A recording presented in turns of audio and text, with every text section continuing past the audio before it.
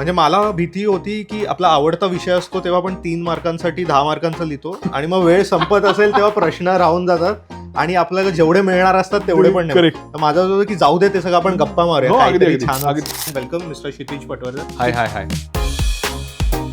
की मी मला स्वतःला जी गोष्ट सांगायची ती काही काळ बाजूला ठेवली होती. But one fine day I realise की मी जर इतरांचं स्वप्न पूर्ण करत बसलो तर मी माझं स्वप्न कधी पूर्ण करणार. आणि त्या कुठल्या तरी एका तडफेतनं, त्या एका अत्यंत अँगस्टमधनं असं एक तयार झालं की no, I have to answer this. म्हणजे आय हॅव बीन ॲडवाइज की कशाला करतोयस, नको करूच दिग्दर्शन, चालतंय दुसरं चांगलं. असंही मला सांगितलं होतं. पण मी म्हटलं तसं माझी गोष्ट मलाच सांगितली पाहिजे. जे मी सगळीकडे आणतोय गली बॉयमध्ये जे तो सांगतो ना की तुझं गाणं तुलाच म्हणायचं नाही तर मी कशाला म्हणू, असं तो त्याला सांगतो.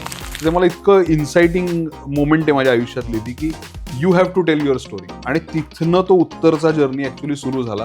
आजच्या समाजामध्ये सिंगल वर्किंग मदर असणं हे अशक्य धाडसाचं काम आहे. कारण ती बाई इतक्या तारेवरच्या कसरतीतनं स्वतःचं आयुष्य काढत असते ना, तर तिला आपण एक काही सिनेमॅटिक रिप्रेझेंटेशनच दिलेलं नाही आत्तापर्यंत. त्यामुळे मला असं वाटलं की उमा हे ते कॅरेक्टर आहे की जे ते रिप्रेझेंट करेल बायकांना.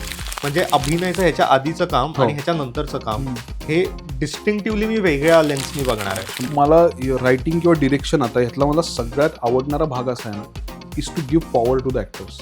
हा अतिशय फॅसिनेटिंग भाग आहे. आणि जी लोक हे बघतायत त्यातले जी लोक लिहितात किंवा डिरेक्ट करणार आहेत त्यांच्यासाठी मला सांगायला आवडेल की एका ॲक्टरला त्याच्याबरोबर बसून त्याच्या स्ट्रेंथ्स एक्सप्लोर करणं याच्यासारखी ब्युटिफुल प्रोसेसच नाही दुसरी.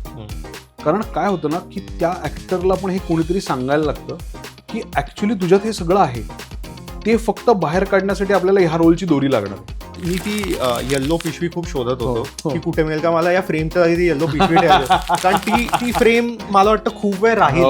आणि ते म्हणजे त्या एवढ्या सिम्पल मोमेंटमध्ये त्याला पिन ड्रॉप मोमेंट बनवणं की that's literally the end of the film. आणि ते जर बसलं नसतं तर नाही वर्क झालं असतं. ॲब्सोल्युटली नसतं. तर मग ते खूप इम्पॉर्टंट होतं. 100%. तर प्लीज तू ती लाईन सांग. ती लाईन अशी आहे की तो मुलगा आईला विचारतो की तुला वारा एवढा का आवडतो, आणि आई म्हणते की वारा ही मला अदृश्याने दृश्यावर घातलेली फुंकर वाटते.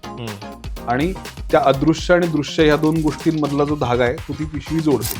तसं मला असं वाटलं की ते जर इमेजचं मीडियम आहे तर एक अशी पोएटिक सुंदर इमेज सिनेमात पाहिजे जी घेऊन लोक शांतपणे बाहेर पडतात. म्हणून तो एक सगळा वाऱ्याचा जो मुद्दा. आणि शेवटी एकच प्रश्न की आता क्षणिक फडफडण्यावरून तुला वाटतं का मनसोक्त की तू मनसोक्त उडायला आता तयार आहे?